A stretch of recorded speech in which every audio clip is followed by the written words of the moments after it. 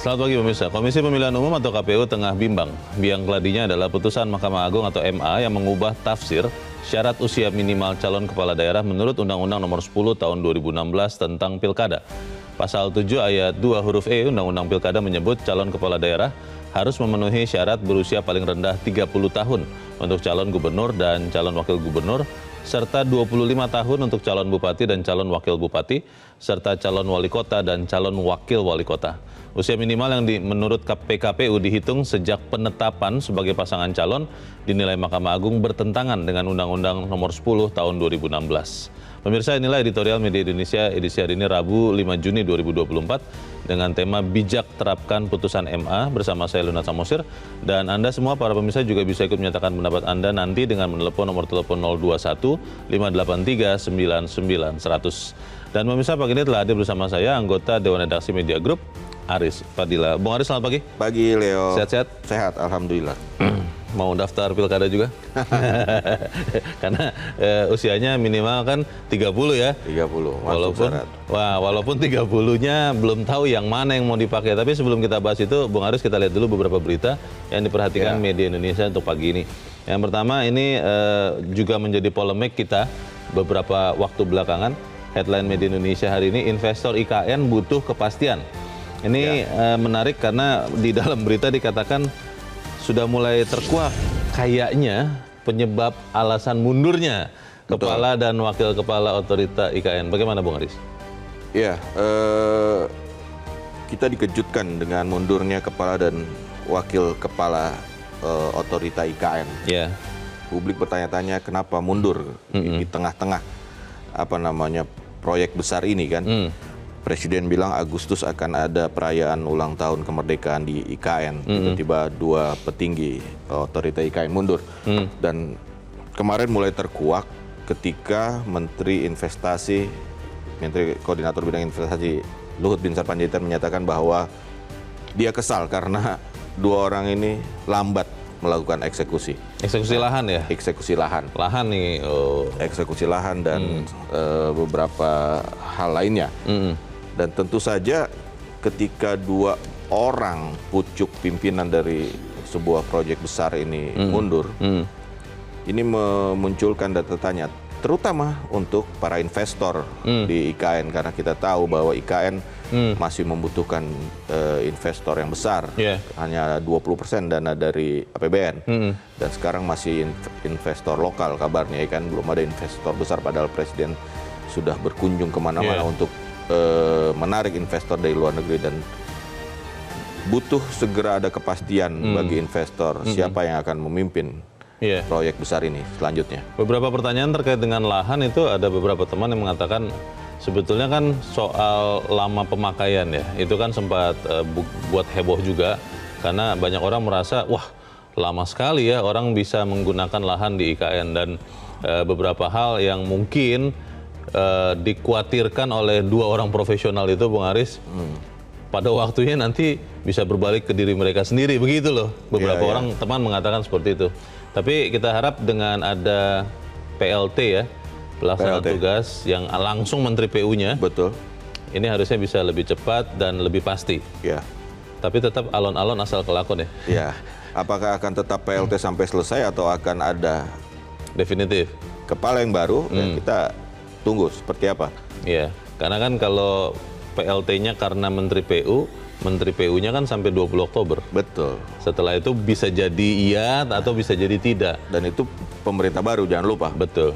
Kita tunggu ya nanti sama-sama seperti apa. Tapi kalau saya sih berharap Pak Bambang Susantono dan Mas Doni Rahayu berceritalah apa adanya begitu ya. Kenapa sih kemudian mundur, supaya kemudian tidak ada syakwasangka apapun terkait dengan IKN. Baik, kita tinggalkan berita itu, kita ke berita selanjutnya di halaman 2, pemirsa. Ini terkait dengan, ini sesuatu yang tidak menyenangkan ini. Stok beras bakal kembali defisit. Ya. Kita sudah mulai kering lagi atau bagaimana, Bung Aris? Ya, laporan dari beberapa daerah mengeluhkan kekurangan pompa air. Bahkan di Kabupaten Majalengka sama sekali belum mendapat bantuan pompa. Sementara musim kemarau akan datang, Ya, ya kan? ya, sudah mulai panas nih. Sudah mulai panas. Nah, ketika musim kemarau datang dan jika itu berkepanjangan, tentu akan mempengaruhi Ya. produksi pangan, terutama beras. Dan kita tahu kemarin kita sempat di forum ini juga kita mempermasalahkan harga beras kan. Iya, Dan iya. sekarang pun belum kembali ke harga sebelum Ya, kenaikan kemarin kan. betul. Dan ini akan dihantam lagi dengan kemarau yang panjang. Perlu strategi yang jitu dari pemerintah untuk supaya harga pangan Iya. terutama beras tidak kembali melambung. Semoga memang sekian banyak beras yang sudah masuk dan mungkin masih akan masuk dari impor ya, itu bisa dijaga, bisa dipertahankan juga kondisi berasnya, karena kalau kan beras juga ada usia simpan ya, kalau terlalu lama nanti bisa busuk, berkutu, tidak bisa dipakai juga, supaya itu yang bisa menyangga kebutuhan kita kalau memang kekeringan ini nanti terjadi lagi dalam waktu cepat. Begitu ya Bung Aris? Ya, saat ini stok kan 1,8 juta ton, itu harus dihitung betul ketika nanti diprediksi seperti apa. Dan impor pun ya kita tidak tahu kemampuan keuangan pemerintah untuk impor beras. Karena beberapa negara juga sudah mulai menahan ekspornya itu. Betul. Thailand, Vietnam sudah mulai membatasi ekspor karena mereka juga mengamankan kebutuhan mereka. Baik, kita harap Badan Pangan Nasional ya, kan sudah ada juga, supaya kemudian membantu memastikan cadangan beras kita. Betul. Kita ke berita selanjutnya masih dari halaman 2. Ini juga menjadi polemik beberapa waktu belakangan sampai sekarang. Tabungan Perumahan Rakyat atau TAPERA lebih banyak dampak negatif. Ini kata siapa nih Bung Aris? Ini ada simulasi yang dilakukan oleh Center of Economic and Law Studies, CELIOS. Jika pekerja berpendapatan di atas upah minimum regional UMR, gaji mereka dipotong 2,5% di tengah pelemahan, 2,5% ya, karena 0,5%-nya ditanggung oleh pengusaha pemberi kerja. Di tengah pelemahan ekonomi dan daya beli masyarakat, tentu potongan tersebut sangat memberatkan, ya kan? Itu yang sehingga itu dampak negatifnya. Ya kan, TAPERA berdasarkan hasil simulasi ekonomi menyebabkan penurunan pendapatan domestik bruto sebesar 1,21 triliun. Surplus keuntungan dunia usaha juga menurun 1,0,3 triliun. Dan pendapatan pekerja turut terdampak dengan kontraksi sebesar 200 miliar. Berarti daya beli masyarakat juga berkurang. Ini kan dampak untuk ekonomi negara juga pengaruh kan dengan hitungan-hitungan ini. Ini simulasi yang dilakukan oleh CELIOS. Ya. Di dalam berita ini menarik juga, Menteri Perencanaan Pembangunan Nasional, Kepala Bappenas Suharto Monoarfa menegaskan TAPERA sudah ada dalam undang-undang dan bersifat sukarela. Nah, ini kan ini juga sisi lain gitu, kontradiktif bahwa Menteri Ketua Bappenas menyatakan bahwa tabungan itu tidak dipaksa. Iyalah. Itu sukarela gitu kan. Ya itu kan kita kembali lagi kepada debatan bagaimana dengan orang yang sudah punya rumah. Betul. Apakah masih tetap harus itu? Terus bagaimana, terus kan ada juga aturannya bahwa warga negara asing juga ini. Itu kan bertentangan dengan aturan bahwa warga negara asing tidak boleh punya properti kan. Aturannya seperti itu. Betul. Terus untuk apa menabung? Kan begitu, itu jadi yang harus dijelaskan. Menabung atau menyerahkan sebagian uang ya? Faktanya kan menyerahkan sebagian uang, tapi itu dikatakan menabung. Menabung. Untuk subsidi misalnya orang yang belum punya rumah supaya punya rumah. Ya, tapi kan aturannya bahwa warga negara asing tidak boleh punya properti tanah atau rumah di Indonesia. Ya, ini memang butuh sekali segera ada kejelasan ya, supaya kemudian tidak terus-menerus semua fokus energi kita tersita untuk TAPERA, supaya kemudian kita sama-sama punya fokus yang lebih bagus lah, lebih produktif ya, dibandingkan TAPERA. Baik, kita tinggalkan berita itu pemirsa, kita langsung ke editorial. Pada pagi ini diberi judul Bijak Terapkan Putusan MA. Ini sebelum kita membicarakan ini, Bung Aris, saya sempat membaca-baca batas usia ya, minimal ini bisa bermacam-macam. Tapi yang menarik adalah Mahkamah Agung mengubah tafsir dari undang-undang. Bukan undang-undangnya ya, tapi tafsirnya. Ini menarik nih, bagaimana Bung Aris? Ya, Undang-Undang Nomor 10 yang menjadi landasan memang tidak menetapkan, hanya menetapkan batas usianya 30. Iya. Kapannya memang tidak ada di situ kan. Kemudian KPU membuat PKPU. Menurunkannya ya? Menurunkannya, istilahnya pelaksananya lah ya, bahwa itu 30 tahun saat penetapan. Betul. Masuk akal saat penetapan. Kemudian di judicial review oleh Partai Garuda ke Mahkamah Agung, dan Mahkamah Agung mengubah itu dengan saat pelantikan. Iya. Nah, itu yang menjadi soal. Iya. Itu kan hanya beda beberapa bulan, jadi apa urgensinya? Siapa yang mau disasar ketika bedanya hanya bulan? Iya kan? Iya. Jadi sangat wajar jika masyarakat kemudian curiga bahwa ini ada permainan lagi seperti ketika pencalonan Batas usia minimal capres. Usia minimal capres-cawapres kan. Tidak bisa disalahkan ketika masyarakat kemudian berpikir seperti itu. Sekarang tinggal bagaimana KPU. Bola ada di KPU, ya disitulah KPU akan bimbang untuk. Iya.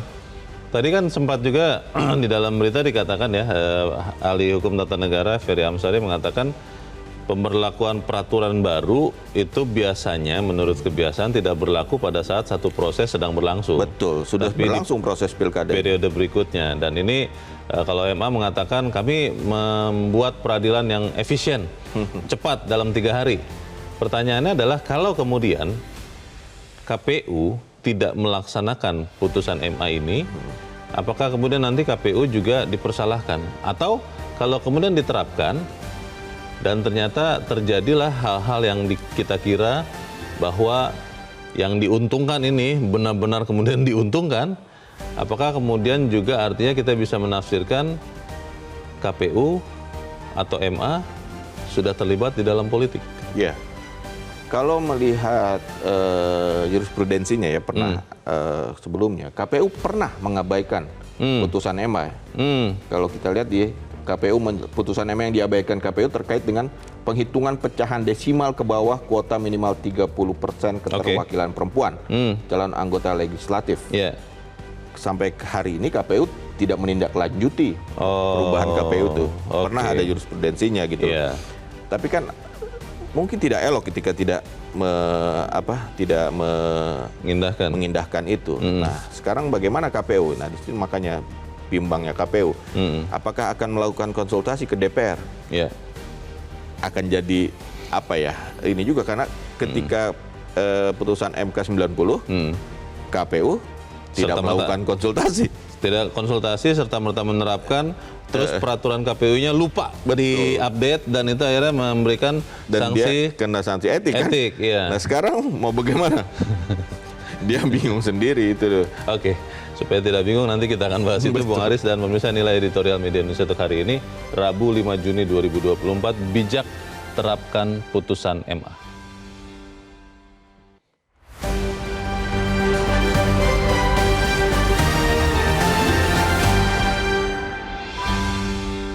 Bijak terapkan putusan MA.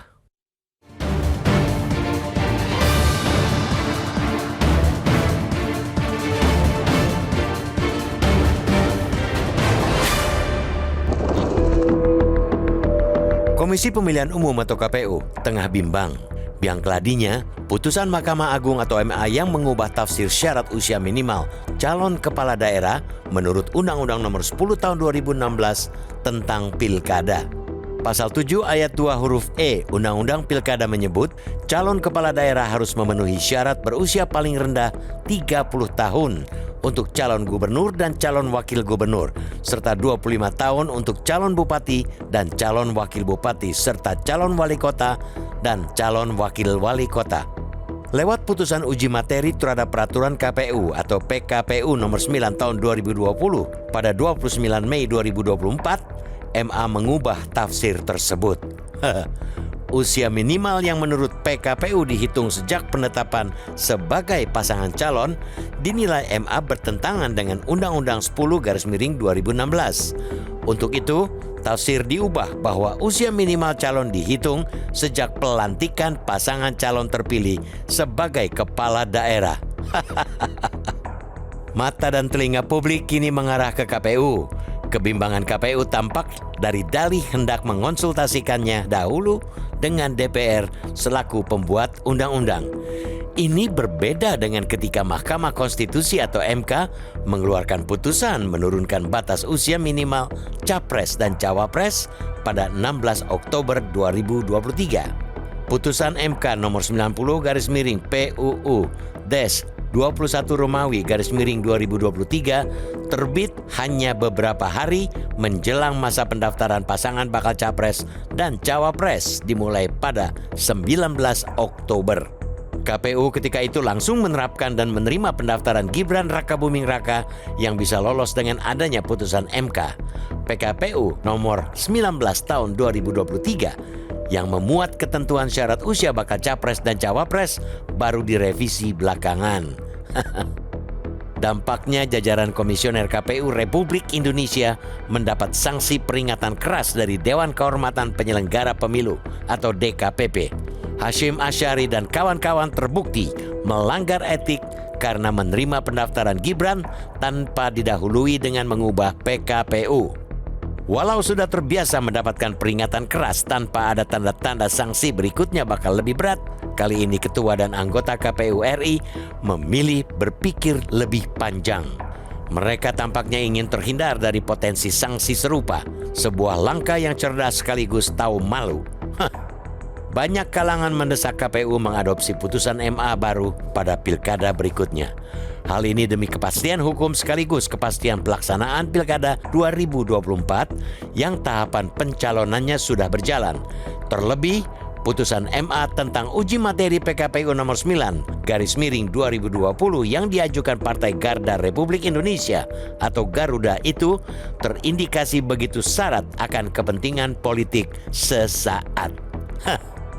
Seperti halnya putusan MK yang melenyapkan penghalang bagi yang belum berumur 40 tahun untuk melaju ke kontestasi Pilpres, terutama Gibran Rakabuming Raka. Putusan MA dicurigai untuk memuluskan jalan bakal calon yang belum genap 30 tahun, terutama adik dari Gibran, yakni Kaisang Pangarep. Ketua Umum Partai Solidaritas Indonesia atau PSI yang pada pemungutan suara November mendatang belum genap 30 tahun itu sedang digadang-gadang sejumlah pendukungnya menjadi calon kepala daerah. Dalam perspektif berbeda, putusan MA lah yang bertentangan dengan Undang-Undang Pilkada.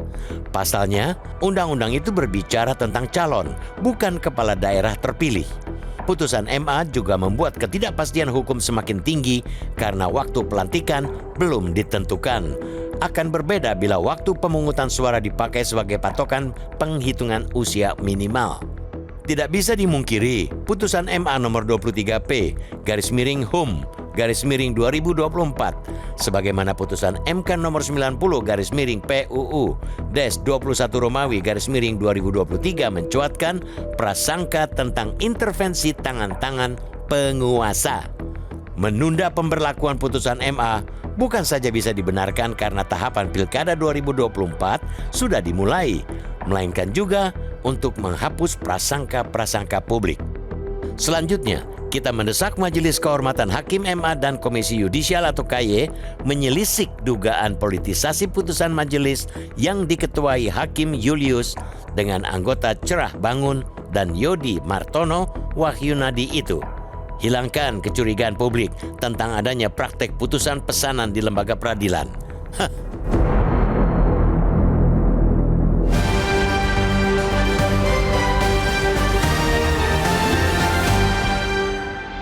Di bagian berikut Anda bisa ikut menyatakan pendapat Anda terkait editorial pagi ini. Pemirsa, untuk saat ini tetaplah bersama kami.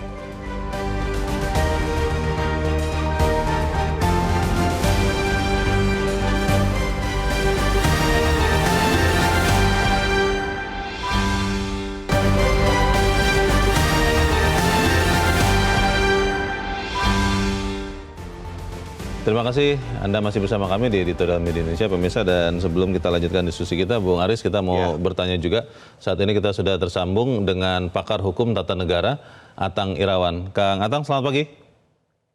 Selamat pagi, Mas Leo.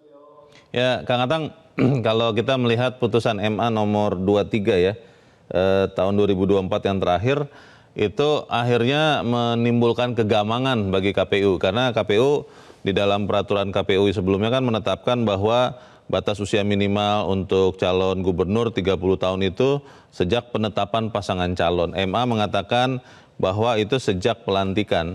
Saya berusaha cari tahu di situs KPU, Kang Atang, tahapan pilkada ini hanya berhenti sampai penghitungan suara dan rekapitulasi hasil perhitungan suara 27 November sampai 16 Desember 2024, tapi tidak ada kapan pelantikannya. Kalau seperti ini, apakah KPU memang harusnya serta-merta mengubah PKPU-nya sesuaikan dengan putusan MA atau seperti apa kalau Anda melihat? Ya, kalau kita melihat tentang apakah KPU harus mengakselerasi, karena kita tahu bahwa putusan MA 23 ini kan bersifat erga omnes, maka memang dia harus mengakselerasi. Ada dua pola sebetulnya, Mas Leo. Yang pertama adalah kalau putusan itu terkait dengan judicial review hanya menghapus atau mencabut peraturan perundang-undangan, memang dia bersifat self executing. Tetapi kalau dia menambah itu self implementing. Cuman yang kedua yang paling menarik sebetulnya dalam konteks substansi materi. Karena sesungguhnya kalau reasoningnya kepastian hukum, tetapi parameter tentang batas usia itu kemudian dilekatkan sejak pelantikan, ini malah justru menimbulkan ketidakpastian hukum. Karena pelantikan ini kan sesungguhnya tidak semua kepala daerah juga sama gitu. Macam-macam karena ada skema ada skema PSU, ada juga skemanya putusan Mahkamah Konstitusi dan sebagainya. Bahkan kita melihat juga dalam kontestasi politik pilkada sebelumnya juga banyak yang jauh mungkin sejak pelantikan itu masih lama prosesnya. Gitu. Jadi ini yang saya kira menjadi sebuah hal yang menarik karena justru menimbulkan ketidakpastian hukum kalau parameternya adalah sejak pelantikan tentang batas usia minimal itu atau ambang batas bawah lah ya. Dan yang kedua yang sesungguhnya menarik, tidak menemukan juga formulasi pertentangan antara undang-undang dan PKPU gitu loh. Nah justru kalau misalnya PKPU itu mengadopsi seluruhnya atau yang disebut dengan redundant, itu nggak boleh juga oleh Undang-Undang Nomor 12 tahun 2011. Peraturan pelaksana itu nggak boleh dia bersifat redundant atau copy paste gitu loh. Justru dia harus dalam rangka menjalankan peraturan perundang-undangan. Kan PKPU ini kan tidak berdiri sendiri. Dia dalam rangka melaksanakan undang-undang begitu, Mas Leo. Ya. Jadi kalau begitu, kalau KPU-nya mengabaikan putusan MA ini, KPU-nya salah atau tidak, Kang Atang? Ya sebetulnya bisa saja ya, itu pilihan-pilihan KPU karena memang kalau dalam konteks putusan judicial review kan nggak juga terikat oleh sanksi. Tapi yang harus kita pahami bahwa sesungguhnya ini kan materinya materi tentang undang-undang begitu. Nah saya khawatir juga ini seperti Mahkamah Agung melampaui kewenangannya. Dan tentunya juga tadi Mas Leo mengatakan sesungguhnya ini KPU juga sudah melampaui kewenangan kalau ini mengatur karena itu bukan ranahnya KPU kalau pelantikan. Iya, sudah di luar KPU ya kalau pelantikan kepala daerah terpilih ya. Ya, itu kan fungsi administrasi pemerintahan. Karena memang harus dimaknai bahwa dalam konteks kontestasi pilkada dalam pasal 18 itu dia tidak boleh dibaca terpisah dengan pasal 4 ayat 1 tentang presiden sebagai pemegang kekuasaan pemerintahan, maka fungsi administrasi itu ada pada presiden, bukan pada KPU gitu. Oke. Ini malah saya herannya begini Kang Atang, saya tidak tahu ya para hakim MA ini menyadari sepenuhnya hal ini atau memang terlewat karena sangat cepatnya memutuskan dalam 3 hari langsung putus begitu, atau seperti apa kalau Anda melihatnya, Kang Atang? Harusnya sih sangat disadari karena kan pasal 7 ayat 2 itu dia tidak terpisah dengan pasal 7 ayat 1. Clear betul sebetulnya kalau membaca itu secara sistematis begitu ya. Jadi karena kan apalagi nomenklaturnya kan berbeda Mas Leo. Ini kan bicara tentang calon, bukan bicara tentang kepala daerah. Kalau calon itu pasti dalam konteks hal ini maka ada 2 hal yang harusnya diperdebatkan dalam putusan itu. Yang pertama, apakah menghitung syarat usia calon itu pada saat mendaftarkan atau pada saat penetapan paslon gitu. Nah ini kan sesungguhnya kalau kita lihat dalam normanya terkait dengan calon bukan terkait dengan kepala daerah. Iya, iya. Jadi sederhananya harusnya kalau menurut logika normal 30 tahun itu pada saat mendaftar begitu ya, bukan pada saat penetapan begitu ya, Kang Atang ya? Ya, ada dua lah, bisa pada saat mendaftar, bisa saat penetapan Penetapan. pasangan calon, gitu kan, yang Oh. harusnya menjadi materi perdebatan gitu. Karena kan nomenklatur pasalnya tentang calon, bukan tentang kepala daerah. Dan Iya yang sih. kedua, saya kira juga terkait dengan pelantikan itu bukan urusannya KPU, itu adalah Iya. urusan Iya. fungsi administrasi pemerintahan oleh presiden kalau konteksnya gubernur, dan oleh Mendagri konteksnya kabupaten kota yang bisa didelegasikan juga kepada gubernur gitu. Kang Atang, terakhir putusan MA itu bisa dipertanyakan atau digugat atau diubah atau dicabut tidak sih Kang Atang? Ya, kalau putusan Mahkamah Agung terkait dengan judicial review kan bersifat final binding. Nah, ini yang masalahnya apakah bisa saja tidak dilaksanakan, dan kita banyak juga putusan yang terkait dengan judicial review tidak hanya oleh Mahkamah Agung ya, terkait pengujian peraturan perundangan terhadap undang-undang atau peraturan perundangan di bawah undang-undang. Tetapi juga termasuk Mahkamah Konstitusi pada saat melakukan judicial review putusannya juga banyak diabaikan. Hanya kan memang skemanya ini setelah putusan ini KPU kan segera harus melakukan revisi terhadap PKPU. Maka konsultasi inilah yang akan kita lihat nanti di Komisi 2. Apakah misalnya juga akan dibahas masuk ke dalam substansi pokok materi, misalnya bisa saja Komisi 2 memberikan rekomendasi ini melampaui kewenangan sebetulnya. Apalagi reasoning dalam rangka melakukan evaluasi atau pengujian terhadap normanya itu yang digunakan adalah Undang-Undang Dasar gitu ya. Hak asasi manusia, padahal kalau kita membaca pasal 28I dan 28J jelas itu materinya undang-undang. Mestinya yang dilakukan adalah judicial review terhadap undang-undang kepada Mahkamah Konstitusi begitu. Iya, iya. Kang Atang, kalau begitu ya, berarti sebaiknya juga putusan MA ini tidak diberlakukan di pilkada berikut dong ya? Nah, ini kalau kita melihat kan proses tahapan pilkada sudah berjalan. Pendaftaran calon independen kan, ini kan sudah berjalan sebetulnya. Nah, sehingga harusnya tidak di tengah jalan juga gitu, karena ini seharusnya tidak bisa diterapkan ya, tidak bisa retroaktif. Artinya harus melihat bahwa karena proses pilkada sudah berjalan, ini akan berakibat lahirnya ketidakadilan bagi calon independen yang sudah melakukan pendaftaran dan proses verifikasi, maka sebaiknya berlakunya ke depan begitu. Nah, itu yang saya kira yang paling substantif adalah berbenturan, berbeda dengan putusan MK ya yang 90. Karena dalam Pilpres kan nggak ada calon independen. Kalau ini kan ada calon independen yang sudah berjalan proses pendaftarannya. Baik.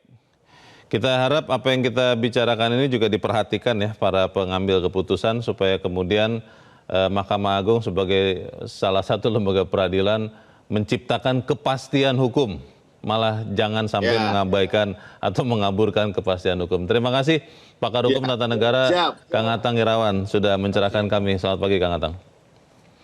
Sudah jelas dijelaskan oleh Kang Atang ya Bung Aris. Cuman masalahnya kan begini, kalau kemudian KPU benar-benar mengabaikan, mungkin ada rasa takut juga. Karena kan tadi Kang Atang mengatakan putusan MA ini juga final dan mengikat. Kalau nanti diabaikan, jangan-jangan KPU dianggap melawan hukum. Bagaimana ya Bung Aris ya?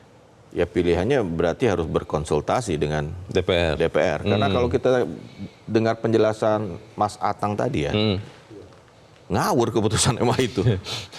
Malah membuat ketidakpastian. Membuat ketidakpastian hukum. Ya kan? Pertama soal bahwa proses sudah berjalan. Sudah ada calon independen yang mendaftar. Ya kan? Contohnya di Jakarta. Bayangkan misalnya saja ini. Usia saya Desember baru 30. Aturan yang lama saya nggak bisa daftar independen kan. Padahal saya misalkan ya, saya punya dukungan yang banyak ini, sekali dengan KTP. Saya tidak bisa daftar. Ini keluar yang baru. Oh, saya bisa daftar, tapi sudah ditutup independennya. Oh iya. Sudah ditutup. Berarti saya tidak daftar. Saya dirugikan dong. Iya. Iya kan? Itu tidak equality before the law itu ya artinya ya. Betul. Yang kedua tadi soal bahwa nomenklaturnya adalah Undang-Undang Nomor 10 itu adalah untuk calon. Sementara bukan untuk kepala daerah terpilih. Calon itu ya pada saat ditetapkan, bukan pada saat Ditetapkan, dilantik, dilantik, ya kan? ya. Karena kan berarti PKPU itu sudah benar bahwa ini adalah nomenklatur calon. Calon itu kapan? Ya saat ditetapkan sebagai calon. Itu dua. Yang ketiga, ya tadi itu bagaimana mungkin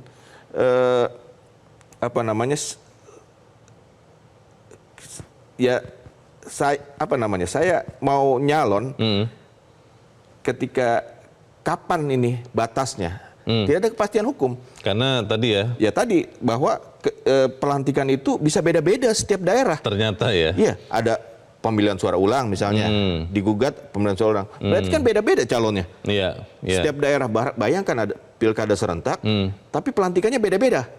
Karena ada dengan dinamika di masing-masing daerah. Iya. Ada PSU, ada segala macam. Terus kapan? Beda-beda loh. Malah jadi memunculkan ketidakpastian. Iya, ada yang sudah ditetapkan sampai pelantikan tuh lama karena ada sengketa di situ. Nah itu. Jadi kita mau bilang apa nih? Ya ngawur gitu loh. Pertanyaan berikutnya adalah kalau memang KPU mengabaikan putusan MA ini, apa yang bisa dipakai sebagai alasan untuk membenarkan tindakan KPU? Karena kalau kemudian tadi sudah dijelaskan ya bahwa keputusan MA ini juga banyak yang membuat ketidakpastian. Betul. Tapi kan KPU bukan wilayah atau otoritas KPU untuk menyatakan hal itu. Kita jeda dahulu Bung Aris. Pemirsa tetaplah bersama kami, Editorial Media Indonesia segera kembali.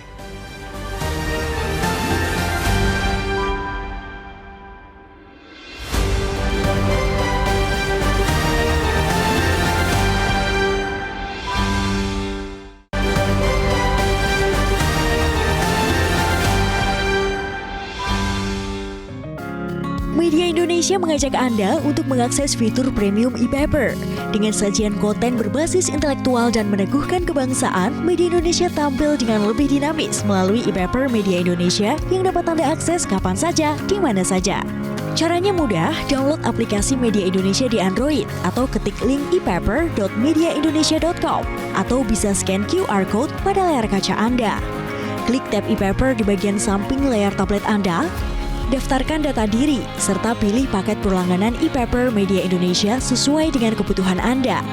Nikmati juga bonus spesial tambahan 4 halaman rubrik fokus setiap hari. Semua bisa Anda dapatkan hanya di e-paper Media Indonesia. Untuk informasi lebih lanjut, hubungi customer service di nomor 0811 1201 2018 atau kunjungi media sosial @mediaindonesia. Media Indonesia, referensi bangsa. Terima kasih pemirsa, Anda masih bersama kami di Editorial Media Indonesia dan sekarang kita akan mendengarkan juga Bung Aris pendapat dari para pemirsa Metro TV. Kita sudah terhubung dengan pemirsa Metro TV di Bekasi, Jawa Barat, ada Pak Firman. Pak Firman, selamat pagi. Assalamualaikum Pak Leo. Waalaikumsalam Pak Firman. Bagaimana Pak pendapat Anda Pak? Silakan Pak. Kalau menurut saya Pak Leo, kita kan harus kita majukanlah anak muda saat ini. Muda ini butuh kekuatan untuk politik di dalam negeri kita sendiri. Ini memberikan inspirasi yang terbaik nih Pak Leo. Karena bagaimanapun juga di dalam terapan undang-undang dalam Mahkamah Agung yang keadaannya dirubah, kondisi peraturan yang dari MK, itu kita berpendapat itu soal biasa lah ya. Karena penyesuaian kondisi lah. Kita harus menyesuaikan juga kondisi kita. Saat ini anak muda kan perlu tampil yang lebih baik. Kapan lagi kita mau tampil? Seperti beberapa negara lain, itu selalu Perdana Menterinya, Presidennya anak muda semua. Anak muda ini adalah kualitas pimpinan yang terbaik dan memberikan respon yang cepat dibandingkan yang sudah umur di atas 60 tahun, 65 Pak Firman, tahun. apakah muda itu pasti seperti yang Anda katakan, pasti yang terbaik Pak? Karena kalau misalnya kita bicara pengalamannya sebelum-sebelumnya bagaimana mengatasi masalah pemerintahan, bukankah pengalaman itu perlu juga Pak Firman? Bagaimana Pak? Betul Pak, saya meyakinkan memang pengalaman yang banyak umur yang di atas 35 tahun.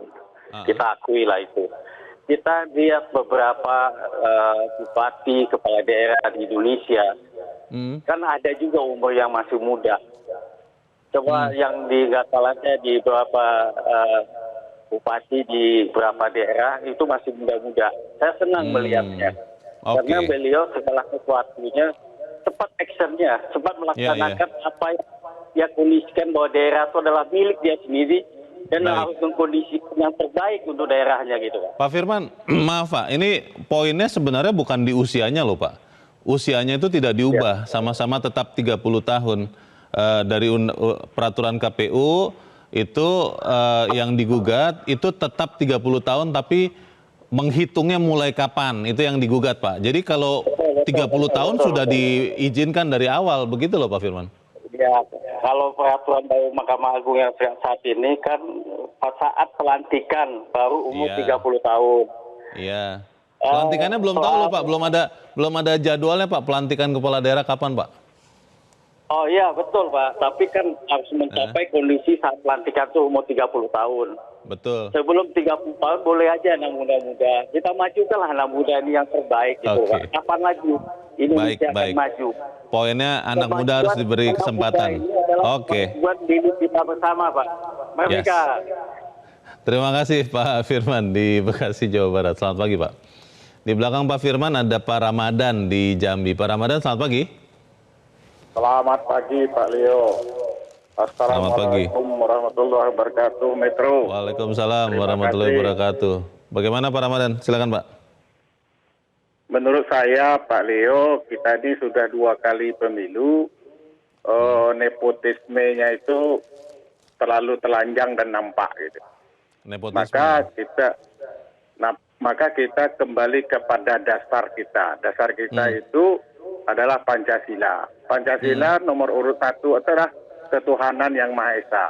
Ketuhanan yang Maha Esa itu terdiri dari penduduk Indonesia bermacam-macam agama. Itulah sumber hukum yang sangat kuat kalau mendasarkan dari situ Pak Leo dan Pak Aris. Menurut saya loh ya, sumber hukum yang kuat itu 1400 tahun yang lalu itu Allah menetapkan Nabi Muhammad itu umur 40 tahun sebagai wakil pemimpin yang terbaik sejarah dunia hari ini. Maka kita pun belum pernah melihat anak muda berhasil di dunia ini. Maka itu landasan hukum yang paling kuat itu adalah Pancasila. Pancasila itu adalah agama. Maka suara-suara semua sumber-sumber agama ini coba bicara tentang landasan batas usia jadi pemimpin di negeri ini. Karena kalau MA dan MK salah menetapkannya, yang rugi itu kami Pak Leo, bukan MA-nya yang rugi. Kami tidak menikmati jasa kepemimpinan itu yang baik. Maka sudah terbukti di dunia ini pemimpin itu umurnya 40 tahun menurut Islam Pak Leo. Apakah landasan ini bisa dipakai atau tidak? Karena MK pun tidak membuat landasan real. Landasan apa yang membuat umur sekian itu? Kalau kita landasannya Pancasila, tentu larinya pada agama. Allah menetapkan umur 40 tahun lah yang baik untuk pemimpin itu. Muda pun belum pernah terbukti selama ini Pak Leo. Terima kasih, mohon maaf atas kekurangannya. Assalamualaikum warahmatullahi wabarakatuh. Waalaikumsalam warahmatullahi wabarakatuh. Terima kasih Pak Ramadan di Jambi untuk pendapat Anda. Di belakang Pak Ramadan ada pemirsa Metro TV di Mataram, Nusa Tenggara Barat, Pak Bion. Pak Bion, selamat pagi. Selamat pagi, Bung Leo. Selamat pagi Pak Bion. Silakan Pak, pendapat Anda Pak. Baik, begini Pak Leo. Jadi dalam keputusan Mahkamah Agung itu jelas-jelas overdose abuse of power. Di sana kompetensi absolut Mahkamah Agung tidak diberikan ruang. Karena itu adalah ketentuan yang harus dilakukan judicial review terhadap Mahkamah Konstitusi tentang undang-undang. Nah itu pertama. Lalu yang kedua, kalau kita melihat, saya sih belum baca putusan Mahkamah Agung, tapi amar pertimbangan yang dilakukan oleh Mahkamah Agung ini sudah bertentangan dengan konstitusi. Semestinya Mahkamah Agung harus menolak terhadap judicial review itu karena abuse of power tidak kompetensi terhadap posisi dia untuk memutuskan perkara ini. Itu satu. Dua. Lalu yang ketiga, KPU dalam konteks ini sebagai lembaga pemilu yang notabene adalah harus melakukan diskusi kepada parlemen DPR, khususnya Komisi 2, supaya dia tidak dipersalahkan kembali ketika muncul putusan 90 Mahkamah Konstitusi tentang Gibran kemarin. Nah, jadi dalam konteks ini, Bung Leo, saya setuju dengan pendapat saudara kita tadi dari hukum tata negara kita, pakar, bahwa MA di sini jelas-jelas abuse of power, tidak boleh memutus perkara di luar ketentuan, di luar keputusan dia, apalagi cepat. Memang dalam azas hukum acara, karena saya pengacara, Boleh dibenarkan cepat, sederhana, dan tepat waktu untuk memutuskan perkara. Nah, lalu yang terakhir, Bung Leo, saya perlu lagi garis bawahi ini, saya sedih kita terhadap bangsa ini, Bung Leo, terhadap nantinya calon-calon terpilih dalam konteks ini di KPK. Saya khawatir, Bung Leo, pernah saya nyalon kemarin kandas di adanya di DPR. Nah, ketika saya nyalon kembali lalu nanti ada pertimbangan duit di sana, saya khawatir saya gagal kembali, Bung Leo, kalau tidak kita murni. Padahal kita ingin memberantas korupsi ini dengan baik. Terima kasih. Terima kasih Pak Bion di Mataram, Nusa Tenggara Barat untuk pendapat Anda. Selamat pagi Pak. Kelihatannya pemirsa semua sepakat ya bahwa memang ini harus berhati-hati untuk menerapkan putusan Mahkamah Agung ya. Betul. Dan kalau kita melihat apakah ini juga yang akan dipertimbangkan KPU. Betul. Kita harus jeda dahulu, Bung Aris, dan pemirsa tetaplah bersama kami. Editorial Media Indonesia segera kembali.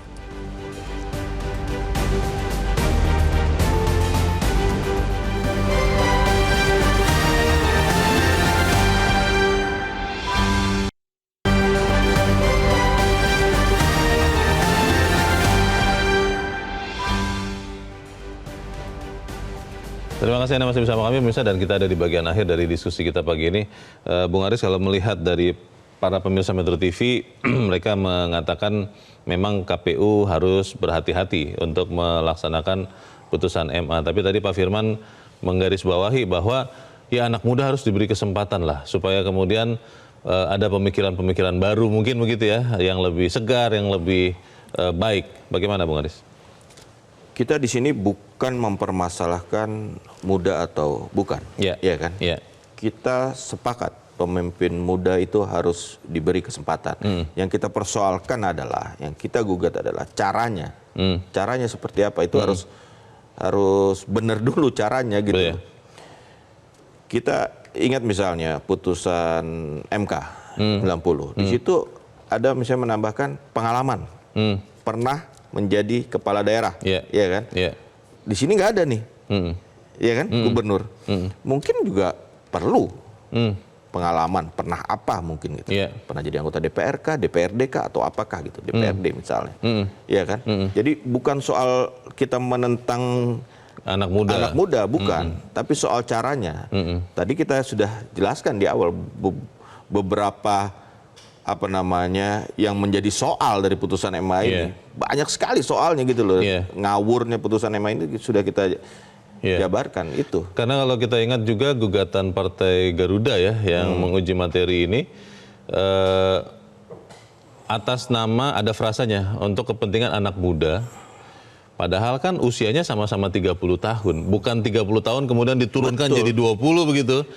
Agak tidak nyambung begitu loh antara gugatan dan yang kemudian diputuskan. Betul. Kalau kita melihat seperti ini, apakah memang konsultasi dengan DPR itu bisa berlangsung yang dilakukan oleh KPU dan dengan waktu yang sesingkat-singkatnya juga, mungkin bersaing dalam tanda petik dengan putusan MA ini, karena kalau tidak kan nanti proses pilkada ini bisa terganggu keseluruhannya. Bagaimana, Morris?